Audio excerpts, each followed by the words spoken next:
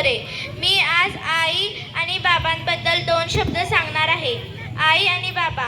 आपल्या जन्मानंतर आपल्याशी जोडली जाणारी 2 सर्वात घट्ट नाती म्हणजे आई बाबा. स्वतःचे डोळे मिटीपर्यंत जी आपल्याला प्रेम करते तिला आई म्हणतात. डोळ्यात न प्रेम दाखवता जे प्रेम करतात त्यांना बाबा म्हणतात.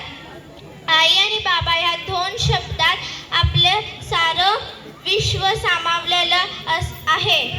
असे म्हणतात की जी रोजच्या जेवणाची काळजी करते तिला आई म्हणतात आणि जे वर्षभराच्या जेवणाची तजवीज करतात त्यांना बाबा म्हणतात.